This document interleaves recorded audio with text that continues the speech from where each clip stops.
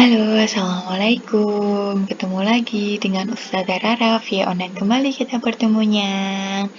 Bagaimana kabar kalian hari ini, nak? Semuanya sehat ya? Ustazah doakan agar semuanya selalu sehat ya. Amin ya Allah. Nah, hari ini Ustazah akan menjelaskan dua materi, yaitu tentang alat musik ritmis dan macam-macam bahan kerajinan. Kita lanjut ke penjelasan Ustazah ya. Penjelasan Ustazah yang pertama itu tentang alat musik ritmis. Alat musik ritmis adalah alat musik yang tidak mempunyai nada. Maksudnya adalah ketika kalian bermain piano ya, ini Ustazah berikan contoh. Ketika kalian bermain piano, itu kan kalian bisa membuat nada do, re, mi, fa, sol, la, si, do. Nah, kalau alat musik ritmis yang akan Ustazah jelaskan ini, dia tidak mempunyai nada do, re, mi, fa, sol, la, si, do. Tetapi walaupun dia tidak mempunyai nada, alat musik ritmis ini bisa digunakan untuk mengiringi sebuah tarian. Bagaimana cara memainkannya?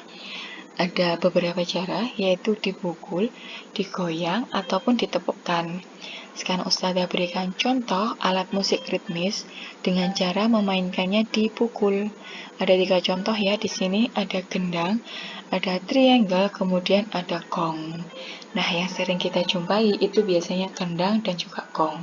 Kalau gendang sering kita jumpai dalam pertunjukan tari, dan kalau yang gong biasanya kita sering jumpai di pertunjukan gamelan. Nah, kalau triangle ini biasanya ada di sekolah-sekolah musik. Nah, itu ada triangle. Nah, kemudian contoh yang kedua, alat musik ritmis yang cara memainkannya dengan cara digoyang. Ada 2, maracas dan tamborin. Tamborin itu ada 2 cara ya memainkannya ya. Ada yang digoyang dan juga ada yang dipukul ataupun ditepukkan di tangan. Terserah yang memainkannya ya, mau digoyang ataupun mau ditepukkan di tangan. Yang pasti kedua cara tersebut itu adalah cara untuk memainkan tamborin. Nah, kemudian yang ketiga, alat musik ritmis yang cara memainkannya dengan cara ditepukkan. Ada 2 contoh, simbal dan kastanyet. Nah, simbal ini juga ada 2 cara untuk memainkannya. Kalau simbal seperti yang di PowerPoint-nya Ustazah ini, ya, itu caranya dengan cara ditepukkan. Tetapi kalau simbal yang ada di alat musik drum, itu kan ada penyangganya ya simbalnya. Nah, itu cara memainkannya itu dipukul. Jadi ada 2 cara, ditepukkan dan juga dipukul untuk simbal ya. Kalau kastanyet ini pasti ditepukkan. Dan cara memainkannya kalian bisa lihat di YouTube, itu banyak sekali cara-cara memainkan kastanyet seperti apa. Nah, kemudian setelah alat musik ritmis, sekarang Ustazah menjelaskan tentang macam-macam bahan kerajinan. Nah, kerajinan itu dapat kita bedakan menjadi 2 macam, yaitu kerajinan dari bahan keras dan yang kedua adalah kerajinan dari bahan lunak. Nah, yang pertama kerajinan dari bahan keras. Nah, ada dua macam ya. Bahan keras alami dan bahan keras buatan. Bahan keras alami yaitu artinya adalah bahan yang diperoleh dari alam yang kondisi fisiknya itu keras. Contohnya di sini ada kayu, batu, dan bambu. Nah, biasanya sering kita jumpa itu kayu ya. Kayu tempat penyimpanan payung itu kan kayu. Nah, kemudian kalau batu itu biasanya arca ya, arca yang divihara yang di Trawulan itu. Nah, itu kemudian kalau bambu itu biasanya jadi alat musik seperti angklung itu. Nah, itu dari bambu. Nah, kemudian yang kedua ada bahan keras buatan. Bahan keras buatan yaitu bahan yang diperoleh dari olahan manusia dengan kondisi fisiknya yang keras. Ini ada 3 contoh ya. Yang dimaksud dengan olahan manusia itu adalah jadi bahan keras yang buatan ini dapat dijadikan kerajinan setelah bahan tersebut diolah oleh manusia. Di sini ada 3 contoh, ada besi, ada tembaga, dan ada aluminium. Nah, ketiga bahan keras ini kalau sudah diolah manusia, ya, itu dapat dijadikan kerajinan. Oke, nah sekarang yang kedua yaitu kerajinan dari bahan lunak. Ini dibedakan menjadi 2 juga ya. Ada bahan lunak alami dan juga ada bahan lunak buatan. Untuk bahan lunak alami itu artinya adalah bahan yang diperoleh dari alam yang kondisi fisiknya lunak. Di sini contohnya ada tanah liat, ada kapuk, kemudian ada dedaunan. Nah, untuk yang kedua, bahan lunak buatan, ini artinya adalah bahan yang diperoleh dari olahan manusia dengan kondisi fisiknya yang lunak. Di sini ada 3 contoh juga. Yang pertama ada plastisin.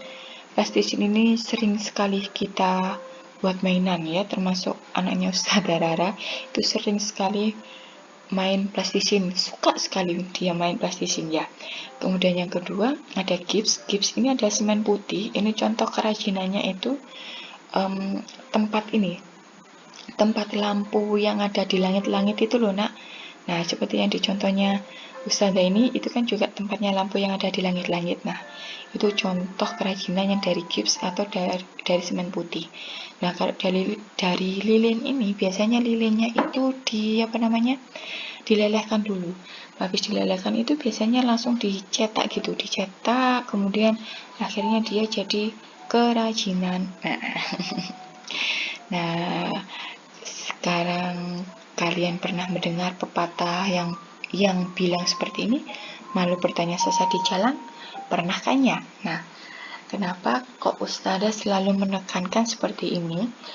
Harus bertanya, wajib bertanya ketika kalian tidak paham atau tidak mengerti. Kenapa Ustazah sering menekankan kata-kata seperti itu? Karena Ustazah pengen walaupun kalian belajar dari rumah atau daring ini ya, kalian paham, kalian mengerti tentang materi yang Ustazah jelaskan.